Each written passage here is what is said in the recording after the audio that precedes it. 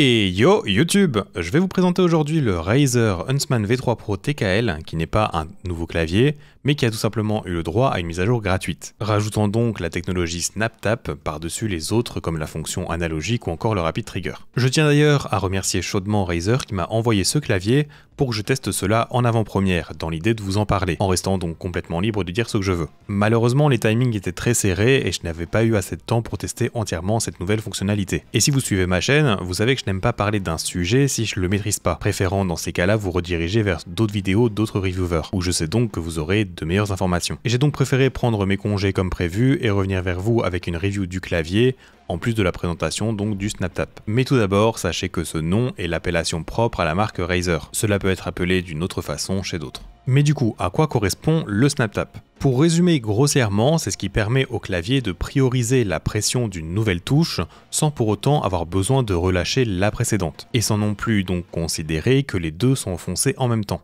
Pour vous l'illustrer directement, partons dans Valorant. Pour strafer à gauche, je presse Q. Et pour strafer de l'autre côté, je dois relâcher cette touche et ensuite appuyer sur D. Car si j'ai toujours la touche Q d'enfoncer à ce moment-là, eh bien mon personnage s'arrête juste. Les deux touches sont prises en compte et aucune direction ne prend le dessus. Le SnapTap, lui, vient faire passer en priorité l'input de votre dernière action. La nouvelle touche pressée donc, qui est D ici. C'est elle qui va être prise en compte jusqu'à son relâchement, et donc vous faire changer de côté directement. Et cette nouvelle fonction prend tout son sens quand elle est en plus couplée au Rapid Trigger dont dispose évidemment ce clavier. Souvenez-vous, le Rapid Trigger c'est le fait de régler la distance qui sert à annuler l'input de la touche pressée. Du coup, quand on associe les deux technologies utilisées à leur plein potentiel, cela donne ça. Vous strafez continuellement sur la gauche en appuyant sur Q, et puis changez instantanément de direction sans délai sur un strafe côté droit en appuyant également sur D grâce au SnapTap. Et dès que vous allez relâcher ne serait-ce que 0,1 mm de cette touche D, grâce à ici le Rapid Trigger,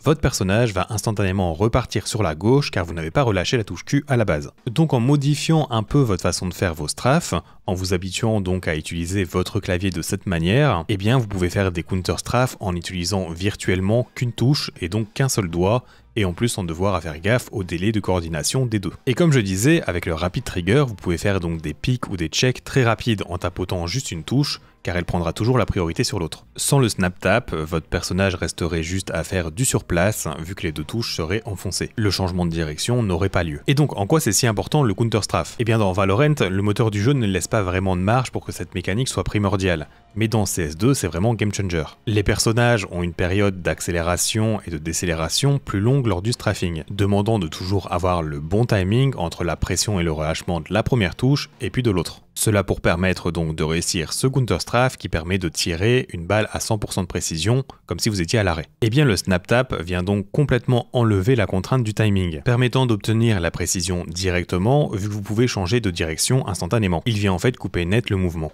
Vu à quel point cela aide à réaliser une mécanique très bien ancrée dans CS2, cet ajout sur ce clavier a fait énormément débat. Et en cette fin de mois d'août 2024, après quelques semaines sans restriction, le SnapTap a été interdit par Valve sur ses serveurs, avertissant donc que vous serez kick de votre partie si cette technologie venait à être opérée. Cependant, il me semble que du côté de l'ESL FaceIt, son utilisation n'a pas été restreinte, à suivre donc dans le futur, et sur d'autres jeux où cette technologie peut encore une fois amener des mécaniques très fortes sans aucun effort. En réponse à tout cela, Razer a décidé que de base, après votre mise à jour du clavier, le SnapTap n'est pas activé par défaut. Et c'est donc à vous de l'activer dans le logiciel Synapse ou alors en pressant les touches FN et majuscule gauche. Voilà donc qui conclut cette partie sur le SnapTap, quelque chose qui était déjà connu et réalisé via des scripts. Mais ici Razer a donc introduit cette nouveauté qui nous montre que même après le Rapid Trigger, il reste des innovations possibles dans le monde des claviers. Passons maintenant à la review de ce Huntsman V3 Pro que j'ai ici en format TKL. Mais sachez qu'il existe aussi en full size avec le pavé numérique ou encore en format mini. Je vais pas trop m'attarder sur des choses qui m'intéressent moi pas trop, mais avec ce TKL vous avez le droit à 2 boutons supplémentaires ainsi qu'un knob en haut à droite. Vous pouvez donc les remapper pour différentes choses et le knob dispose donc aussi d'un clic.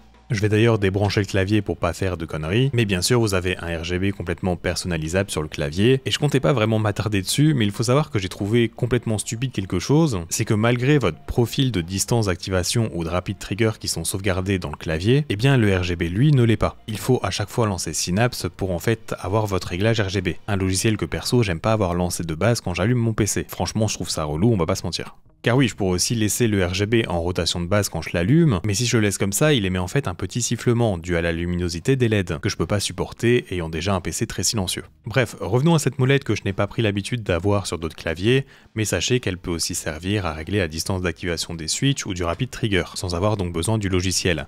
Je vous mets le screen fourni par Razer à l'écran, mais sachez que cette petite fiche est fournie dans l'emballage du clavier. En 2024, pour les FPS compétitifs, il est pour moi impératif de prioriser un clavier qui dispose des switches avec une distance d'activation réglable. Et bien sûr donc avec le rapid trigger qui va généralement de pair avec. Ce clavier dispose de cette fonction que je ne vais plus présenter, mais contrairement à d'autres ici, il ne s'agit pas de switch magnétique avec le Hall Effect. Razer utilise plutôt leur switch optique analogue qu'ils ont développé, mais qui fonctionne plus comme un système de levier plutôt que des aimants. Et personnellement, je n'avais plus joué sur un clavier qui m'avait autant déçu niveau sensation de frappe. Alors attention, niveau performance, je n'ai eu aucun problème. Et cela a pour vrai avantage d'être fiable et bien calibré. Contrairement donc à des claviers Hall Effect que j'ai pu tester qui ont parfois des switches pas trop optimisés au millimètre près. Donc sur le papier, on peut comprendre que pour la performance pure, c'est un bon choix. Même si en vrai, en ayant testé l'un et l'autre, c'est pas une différence qui joue réellement dans la balance avec du Hall Effect qui est bien réglé.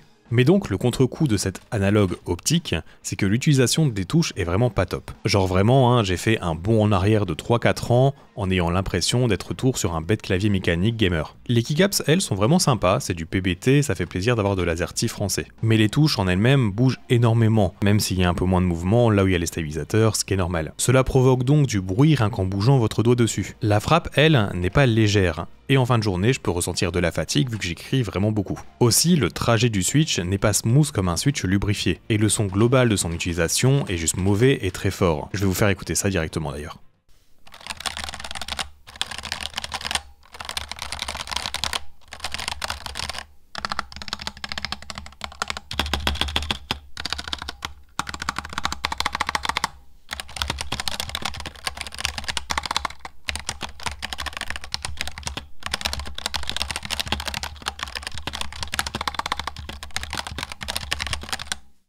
Alors oui, pour du jeu, tout cela n'a pas vraiment d'importance, mais le clavier coûte plus de 220 € et vous avez une expérience de frappe qui fait 2 fois moins premium que des claviers qui coûtent presque 2 fois moins cher. Et c'est donc pour moi pas normal. Surtout qu'en plus, sur cette V3, c'est la meilleure version de ces Switch. Les versions précédentes étaient encore pires à ce niveau, j'arrive pas à imaginer ce que ça donnait avant. Juste à cause de cela, personnellement, je sais que ce clavier, je ne pense pas le réutiliser dans le futur. C'est vraiment trop loin du minimum que j'attends pour un clavier, et pourtant je suis loin d'être exigeant à ce niveau, n'ayant jamais eu le besoin ni l'envie d'avoir d'excellents claviers custom. Pour moi, Razer devrait clairement se diriger vers des Switch magnétiques en essayant de les améliorer au plus possible pour convenir au niveau des performances, car en vrai sincèrement je pense pas que c'est de la subjectivité. Je vois pas qui pourrait préférer cette expérience de frappe plutôt que même un Switch Hall Effect bas de gamme. Le boîtier aussi n'a rien d'excellent, j'aime son côté sobre et vraiment classe, avec je pense de l'aluminium brossé sur la partie du dessus, mais le dessous lui est entièrement en plastique. Sur ce dessous, il y a 2 pieds pour incliner le clavier permettant 3 niveaux de hauteur, avec donc le choix juste plat, soit relevé légèrement avec la petite partie du pied,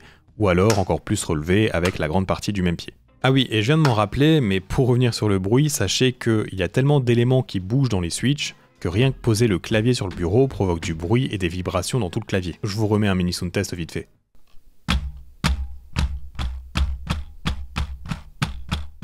Je pense avoir parlé de tout ce dont j'avais envie pour ce clavier, sauf en fait une dernière petite chose, qui est le repose-poignet. Ça paraît con, mais j'ai jamais vraiment aimé ça. J'en ai testé 5 ou 6, que ce soit des petits, des gros, des en bois, des en silicone, etc. Mais celui-ci, qui se colle au clavier à l'aide d'aimants au passage, eh bien je l'ai utilisé même avec d'autres claviers. Il est en simple plastique, avec un petit revêtement genre faux cuir vite fait sur le dessus, qui reste ferme. Mais c'est ici le fait qu'il soit fin, plat et que très légèrement incliné qui m'a plu. Je n'aime en fait pas avoir la main surélevée au clavier quand je joue, j'ai l'impression que comme ça j'ai plus de repères, mais ici ce repose-poignet ne fait que combler une petite distance, il peut juste rendre ma position plus confortable. Ce que j'ai vraiment donc apprécié vu que je m'attendais à le laisser dans la boîte. Voilà, bien que ce clavier dispose de plein de fonctions comme l'émulation d'une manette vu qu'il s'agit de switch analogique, de plein de raccourcis clavier customisables ou encore d'autres subtilités, j'ai préféré donc me concentrer sur ce qui m'apportait à moi. J'ai quand même hâte de voir ce que Razer va faire dans le futur pour leur clavier, car autant j'ai une vraie facilité à recommander leur toute dernière souris, ici j'aurais vraiment du mal à le faire pour une majorité de personnes. Ce n'est pas du tout un mauvais clavier, niveau performance vous êtes dans le top comme d'autres, mais personnellement c'est juste pas celui que je choisirais,